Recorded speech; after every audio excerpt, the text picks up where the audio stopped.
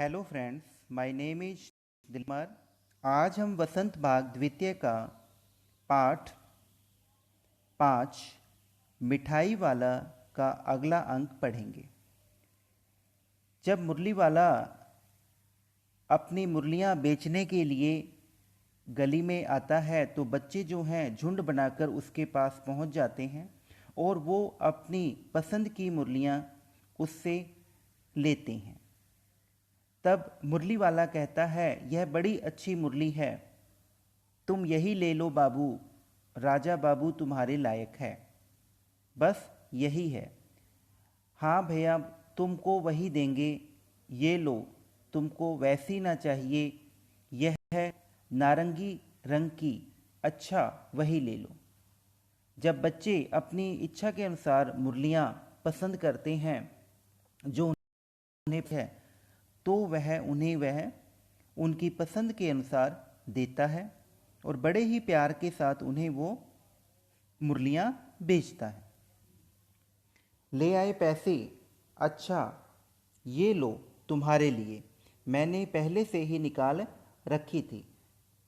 तुमको पैसे नहीं मिले, तुमने अम्मा से ठीक तरह मांगे ना होंगे। और जब किसी बच्चे को पैसे नहीं मिलते थे तो वह कहता था कि तुमने अपनी अम्मा से यानी अपनी माँ जी से सही तरीके से पैसे नहीं मांगे, इसीलिए उन्होंने तुम्हें नहीं दिए। जाओ धोती पकड़कर पैरों में लिपटकर अम्मा से पैसे मांगे जाते हैं बाबू, वो उन बच्चों को कहता है जो पैसे लेकर नहीं आते। हाँ फिर जाओ, अब की बार मिल जाएंगे। दुवन्नी है तो क्या हुआ, ये लो पैसे वापस, ठीक हो गया ना हिसाब, मिल गए पैसे। देखो मैंने तरकीब बताई, और जब वो जिस तरकीब को बताता है तो बच्चे वैसा ही जाकर अपनी अम्मा से पैसे मांगते हैं और उन्हें वो जो पैसे हैं मिल जाते हैं और वो लाकर मुरली वाले को दे देते हैं। तो वो बड़ा खुश होता है बच्चा भी कि मुझे पैसे मिल गए, और मुरली वाला भी खुश होता है कि मुझे मुरली के पैसे मिल चुके हैं। अच्छा अब तो किसी को नहीं लेना, सब ले चुके, तुम्हारी माँ के पास पैसे नहीं हैं। अगर किसी बच्चे की माँ के पास पैसे नहीं होते तो वह उन्हें क्या करता, मुरली मुफ्त में भी दे देता था। अच्छा तो अब मैं चलता हूँ। इस तरह मुरली वाला फिर आगे बढ़ गया, यानी आगे वो चला गया अपनी मुरलियों को बेचने के लिए। आगे हम पढ़ते हैं। आज अपने मकान में बैठी हुई रोहिणी मुरली वाले की सारी बातें सुनती रही। आज भी उसने अनुभव किया, बच्चों के साथ इतने फेरी वाला पहले कभी नहीं आया। यानी कि रोहिणी जो है यह अनुभव करती है, यह महसूस करती है कि इतने प्यार से बच्चों से प्यार करने वाला, बातें करने वाला, है ना, पहले कोई कभी नहीं आया था। फिर वह सौदा भी कैसा सस्ता बेचता है, यानी कि वो जो मिठाई वाला है या मुरली वाला है, वो अपना जो सामान है वो इतना सस्ता क्यों बेचता है, भला आदमी जान पड़ता है। भला मतलब अच्छा आदमी जान पड़ता है। समय की बात है जो बेचारा इस तरह मारा मारा फिरता है। आगे रोहिणी कहती है कि समय की बात है, यानी कि जो वक्त है उसका वो इतना अच्छा नहीं है, इसीलिए बेचारा मारा मारा फिरता है। पेट जी जो ना कराए सो थोड़ा, पेट की भूख के कारण वह अपनी मुरलियों को, है ना, लाकर यहाँ बेचता है, और वो भी ज़्यादा दाम में ना होकर कम दाम में। इसी समय मुरली वाले का क्षीण स्वर दूर निकट की गली से सुनाई पड़ा, बच्चों को बहलाने वाला मुरलिया वाला। और तभी क्या होता है कि जो मुरली वाला है उसका जो क्षीण का मतलब होता है कम, धीमा, धीमी जो आवाज़ थी वो सुनाई दी किसी दूसरी गली के अंदर। क्या कहते हुए, बच्चों को बहलाने वाला मुरलिया वाला। रोहिणी इसे सुनकर मन ही मन कहने लगी, और स्वर कैसा मीठा है इसका, इसकी जो आवाज़ है वो कितनी मीठी है। बहुत दिनों तक रोहिणी को मुरली वाले का वह मीठा स्वर और उसकी बच्चों के प्रति वे स्नेहशिक बातें याद आती रहीं। यानी कि जो रोहिणी थी उसे मुरली वाले की हर एक बात जो थी, है ना, उसे बड़ी ही याद आती थी, और उसके बच्चों के प्रति जो वो प्रेम से बातें करता था, है ना, वो बातें भी याद उसे आती थीं।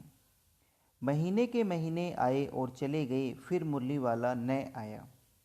बहुत समय बीत गया और दोबारा मुरली वाला नहीं आया। धीरे धीरे उसकी स्मृति भी क्षीण हो गई थी।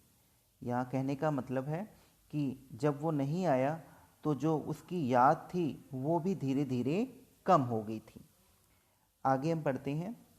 8 महीने बाद, 8 मास बाद, मास का मतलब होता है महीना और एक होता है, ठीक है।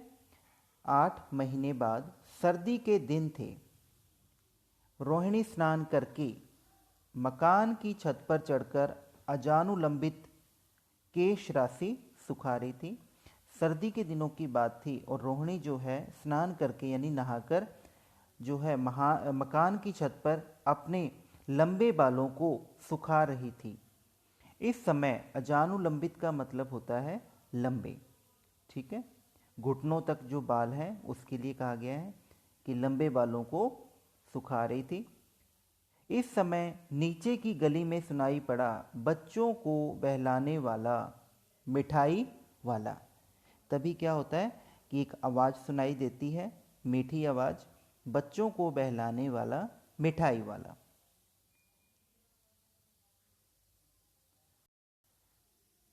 मिठाई वाले का स्वर उसके लिए परिचित था। मिठाई वाला जो था उस थी वह रोहिणी के लिए जो थी जानी पहचानी थी। झट से रोहिणी नीचे उतर आई।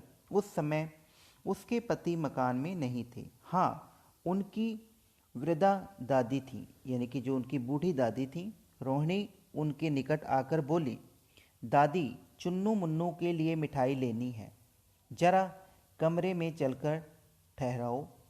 यानी कि चुन्नू मुन्नू के लिए हमें मिठाई लेनी है और जो मिठाई वाला है उसे कमरे में रुको, मैं उधर कैसे आऊं, कोई आता ना हो, जरा हटकर मैं भी चिक के ओट में बैठी रहूंगी। यानी कि चिक का मतलब होता है पर्दा, ठीक है, कि मैं कैसे सामने जाऊंगी, लेकिन फिर भी मैं पर्दे के पीछे या पर्दे के जो है कहते हैं कि पर्दे के पीछे बैठी रहूंगी। दादी उठकर कमरे में आकर बोली, ए मिठाई वाले, इधर आना। मिठाई वाला निकट आ गया। बोला, कितनी मिठाई दूं माँ? ये नए तरह की मिठाइयाँ हैं, रंग बिरंगी, कुछ कुछ खट्टी, कुछ कुछ मीठी और कुछ जायकेदार, बड़ी देर तक मुंह में टिकती हैं। अब वो मिठाई वाला था, वह अपनी मिठाइयों की विशेषताओं को बताने लग गया।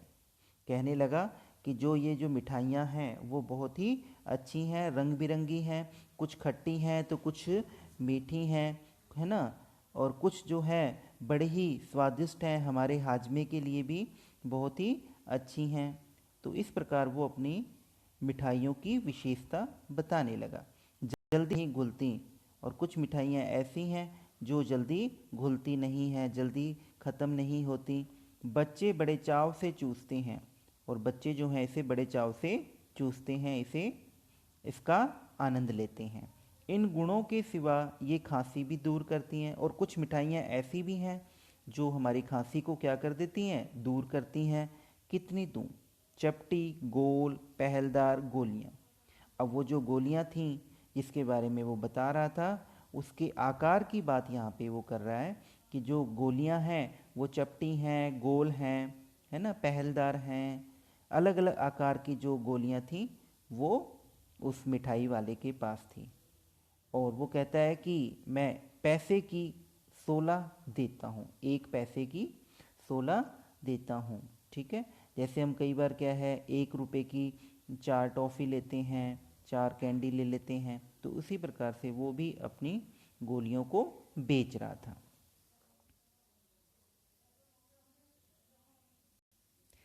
दादी बोली, 16 तो बहुत कम होती हैं, भला 25 तो देते।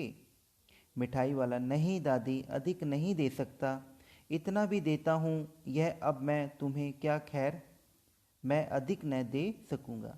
अब मिठाई वाला कहता है कि मैं इससे ज़्यादा नहीं दे सकता, और इतनी भी दे रहा हूँ तो क्या यह खैरियत नहीं है, इतना बहुत नहीं है, मैं आपको अधिक नहीं दे सकूँगा। रोहिणी दादी के पास ही थी, क्योंकि वो चिक के पीछे बैठी हुई थी, पर्दे के पीछे, और वो सारी बातों को सुन रही थी। बोली, दादी फिर भी काफ़ी सस्ता दे रहा है।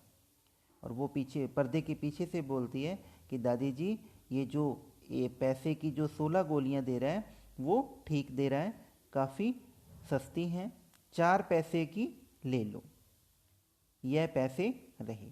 और वो क्या करती है, दादी जी को पैसे दे देती है, 4 पैसे की जो मिठाई है, यानी जो गोलियां हैं वो लेने के लिए।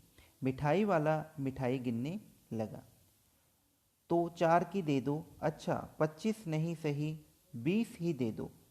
अरे हाँ, मैं बूढ़ी हुई, मोल भाव अब मुझे ज़्यादा करना आता भी नहीं है। कहते हुए दादी के पोपले मुंह से जरा सी मुस्कुराहट फूट निकली, यानी कि जो दादी जी थी वो थोड़ा सा हंस पड़ी। रोहिणी ने दादी से कहा, दादी इससे पूछो तुम इस शहर में और कभी भी आए थे या पहली बार आए हो, या यहाँ के निवासी तो तुम हो नहीं। आगे रोहिणी कहती है दादी जी से पूछने के लिए कि आप मिठाई वाले से पूछो कि पहले भी आप कभी आए थे यहाँ पर, और यहाँ के तो तुम निवासी हो नहीं। दादी ने इस कथन को दोहराने की चेष्टा की थी ना, जो रोहिणी ने प्रश्न पूछा था मिठाई वाले से, उस प्रश्न को दादी माँ ने दोहराया। कि मिठाई वाले ने उत्तर दिया, पहली बार नहीं और भी कई बार आ चुका हूँ। रोहिणी चिक की आड़ से ही बोली, पहले यही मिठाई बेचते हुए आए या और कोई चीज़ लेकर आए थे? मिठाई वाला हर्ष यानी कि खुशी के साथ और संशय और विस्मयादि भावों में डूबकर बोला, यानी कि इससे पहले मुरली लेकर आया था और उससे भी पहले खिलौने लेकर।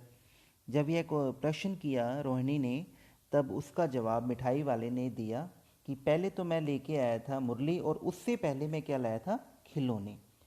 ठीक है, रोहिणी का अनुमान जो था वो ठीक निकला। रोहिणी जैसा सोच रही थी वो बिल्कुल सही था, क्योंकि मिठाई वाले ने भी वही बात बताई जो रोहिणी के मन में चल रही थी। अब तो वह उससे और भी कुछ बातें पूछने के लिए अस्थिर हो उठी। अब उसके मन में और भी जो बातें थीं उसको पूछने के लिए वो बार बार क्या कर रही थी, उसे प्रेरित कर रही थी अंदर से। वह बोली, इन व्यवसायों में भला तुम्हें क्या मिलता होगा? ये जो आप अलग अलग व्यवसाय करते हैं, कभी मिठाई बेचते हैं, कभी मुरली, तो कभी खिलौने, इससे तुम्हें क्या फ़ायदा मिलता होगा?